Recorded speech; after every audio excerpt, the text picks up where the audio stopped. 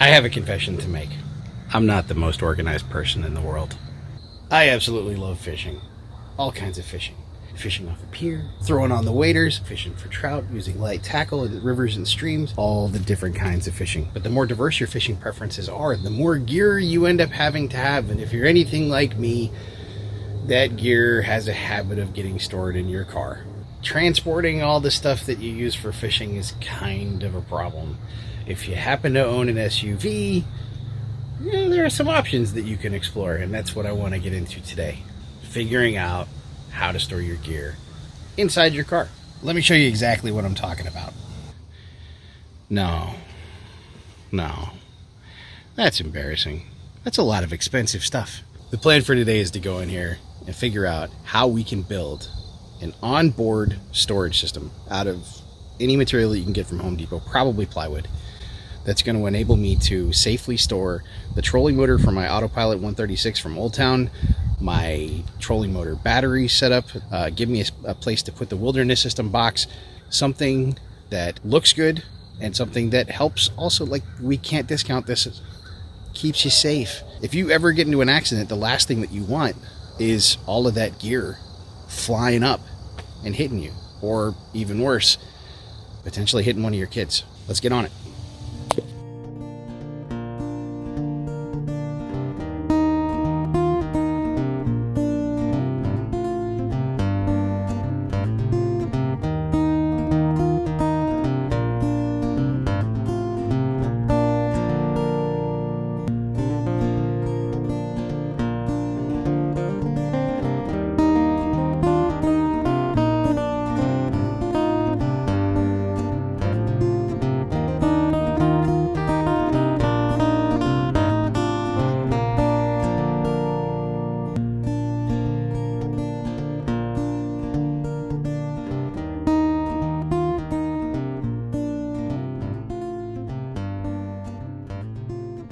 Okay, I think we're pretty much cleared out, and we have no shortage of hats. So, if I was to draw this up on my dream board, I don't have a dream board. I want to build something that goes about seat height high, right? From left to right across the back. And what I want to be able to store is my trolling motor on one side. I want to have a space for the battery, and I want to have a space for wilderness system box. Now, your own setup is going to be whatever it's going to be. They're all different cars, different everything. But again, this is about sharing an idea and walking you through, I guess, how to realize it. I don't know. Anyway, the configuration by the time I'm done is going to look something like this. I'm basically going to build a series of dividers, right? So I'm going to have a baseboard that things sit on top of. There's going to be a board that runs across the top to, keep everything out of view. And then I'm going to have vertical dividers that create space for each of those. And then I've still got all of this space sitting here in the middle. So we're going to grab some measurements off the inside of this, and then we're going to go ahead and run inside and start cutting up some plywood. All right, so here we are back down in the workshop. Whenever that happens, it's probably getting cold outside. Over to my right, is that my right? Camera right? My right. I got a stack of 1/2-inch plywood. Basically, it amounts to, a full sheet. We know the ballpark that we're looking at is somewhere in the neighborhood of 47 inches by 19 inches. There's really not much to it. We're just going to get to cutting.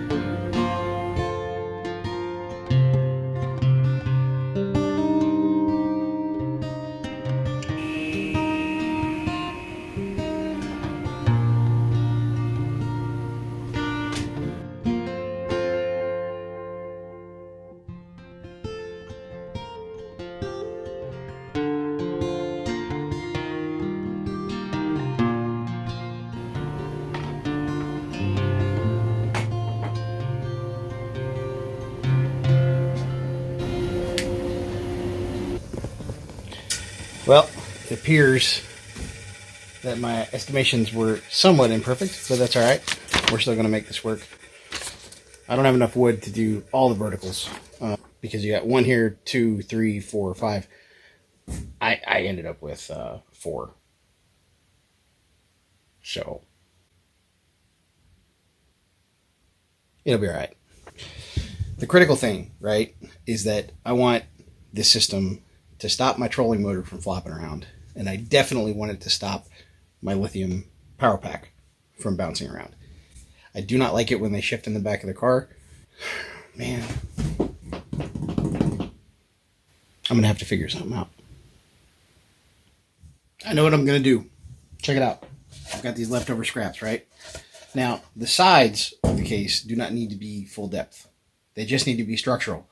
So what I'm going to do is I'm going to cut these scraps down. These are 24 inches by... Give me a second. These are 24 inches by 9.5, right? I'm going to use these 9.5 inch sides and then cut these down so that these now form the sides of the cabinet, if that makes sense. You'll see. It's going to work.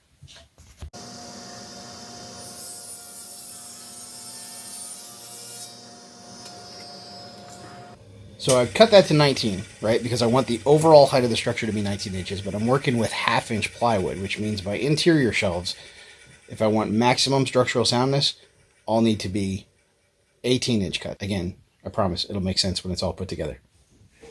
Now that everything is cut, we got to figure out how we're going to like physically attach everything.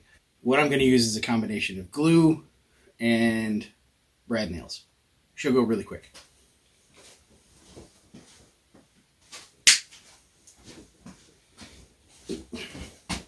One second. It's pretty frequent that I get, 2 steps ahead of myself and realize that I forgot to do something. I need to cut out the notch for my trolling motor because it's taller than this unit is going to be. That would have been disastrous. Thank you for reminding me. Good job, everybody. High five.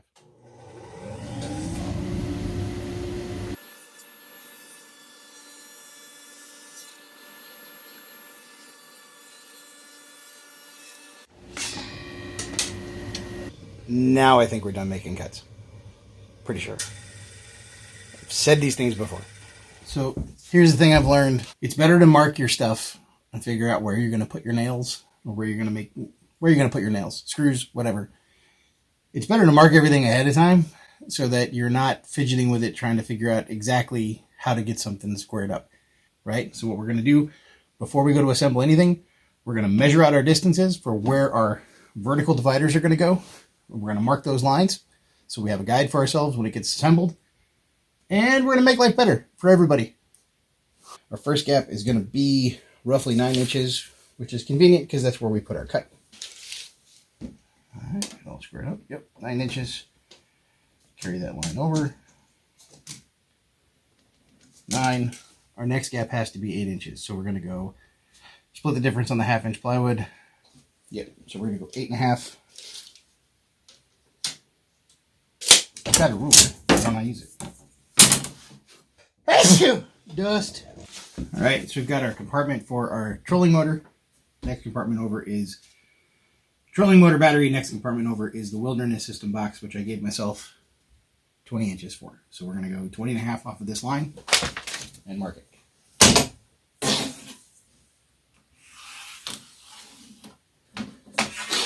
Okay, we have gotten to the point where it is time to start attaching stuff together. And for this part of the project, we are going to be using a 16 gauge brad nailer. I'm going to be using 2-inch brads. And we're not going to be going crazy on this. It's kind of like in welding.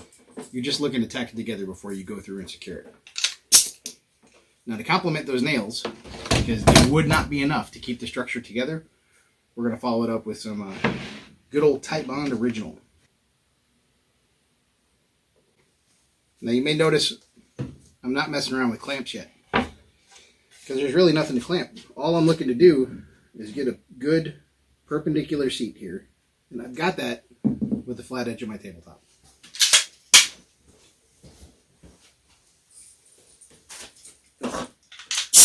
Now you know why that's there. 1, 2. Nothing is stapled to the table, and that's pretty neat.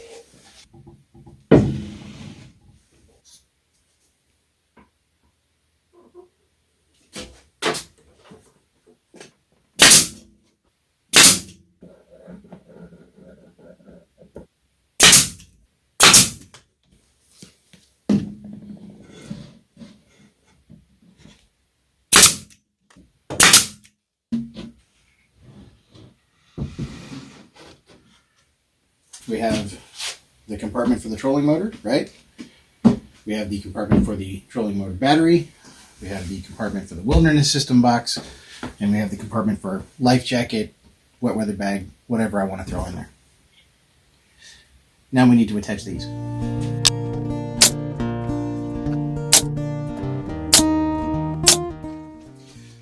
It's nice to have that line right along the top to tell me exactly where to nail it.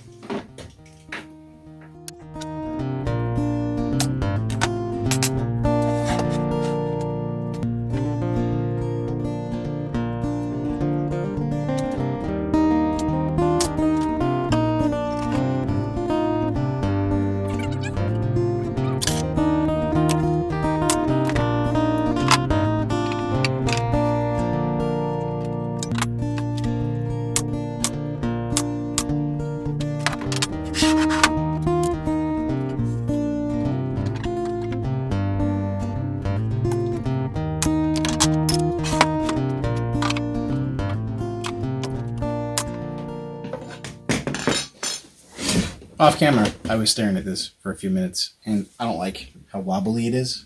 So I'm going to go ahead and I'm going to put a structural brace in on the back along the bottom. That should shore things up pretty nicely.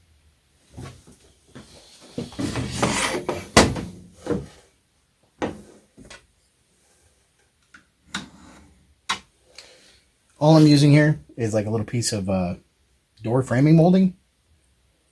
Nothing really crazy, just enough to kind of take the wobble out.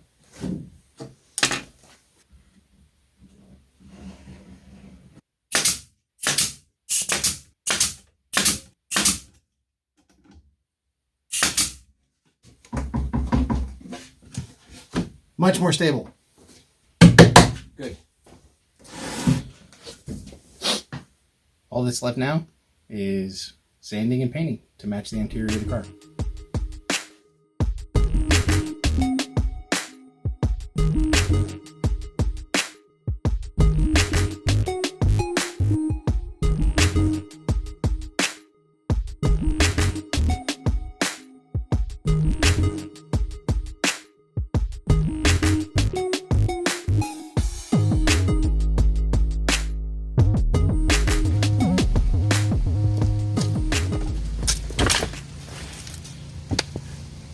Boy, I tell you what, and I am not kidding, this is going to make a world of difference. I can get to everything that I want to at the drop of a hat. When I'm driving down the road, I don't have to worry about anything shifting. I mean, check this out. Like, right, I want to get to my tackle box, bang, it's right there. Battery pack, need to pull it out for recharging, right there. Too easy. Satisfying. I hope you found this inspiring. If you're like me and you find yourself with most of your gear in your car all the time, maybe this is something you can do. I'm going to go drive this. It's never too late to care again. If you do it wrong, that's going to be roughly, it's pretty frequent that I get, 2 steps ahead of myself.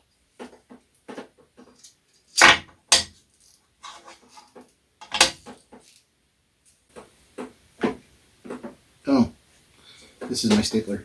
And you can't, make a board half an inch longer. Well, it appears that my estimations were somewhat imperfect. So, it'll be all right.